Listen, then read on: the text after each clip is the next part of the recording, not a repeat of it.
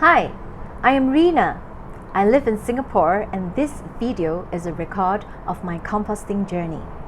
Part 1, it will teach you how to build a compost bin, and part 2 is to show you the process of waiting for the compost to be matured. The whole process will take about 1 to 2 months depending on what you put into your compost bin. There are many ways to compost, and this is just the way that is suitable for me. So I hope that my experience will help you to start a meaningful journey. Firstly, you need to have a right location. I compost at a high-rise apartment patio. You can do it in your garden too, but wherever it is, you need to have a location that is sheltered and shady. Sheltered is to prevent it from being washed by the rainwater. Too much water will make the compost smelly and the success rate of the compost will be really low. A shady place is not to let the sun evaporate all the liquid in the compost bin too quickly. So a right amount of liquid in the compost bin is needed to make sure that the compost will be a success. The location that you choose must also be an area that you can wash away the liquid that seep out from the compost bin. If you have a garden and you compost it at the garden, it has to be above a ground where the liquid can be absorbed by the ground. In the following part of the video, you are going to see the second and the third component that is good and necessary for the compost to be successful. All the best! Secondly, you will need a container that has holes that will allow oxygen to enter. I chose a cylinder-shaped bin because it will allow me to roll it on the ground, and that will help me to mix the compost around later on.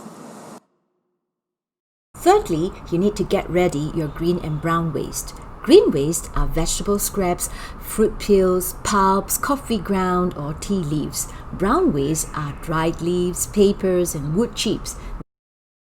Now, at the very first layer, we need to lay brown waste at the bottom. Over here, I have some wood chips. You can see dried leaves and also paper. It will be good to lay a thick layer of them. Next, we are going to add our green layers. Green layers are vegetable scraps, fruit pulps, so I have actually some here. And we have coffee grounds, pour them in. Then we can layer with all the other vegetable scraps that we get from the kitchen.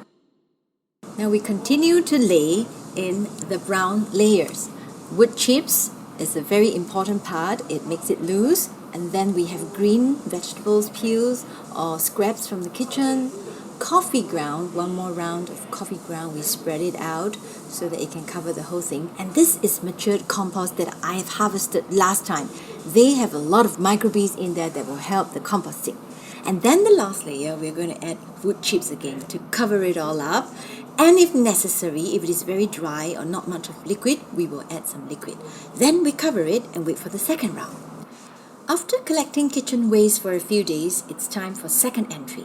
Today we have eggshells, kitchen waste again with vegetable scraps, fruit scraps, garden waste, and then more vegetable waste. Now you know we have to go through the green and brown layer. It would be good to have a thick brown layer. Third entry, same thing. Green layer, and then you're going to add some brown layer later on. The ratio has to be good, at least 50 to 50 or more brown than green. This will help you to have a compost that is loose. You can see that I have kitchen waste and more wood chips. Fourth layer, again, we are going to add in more kitchen waste, things that you collect over the days from the garden. Now more coffee ground, more or less the same. Then cover it up again with the wood chips.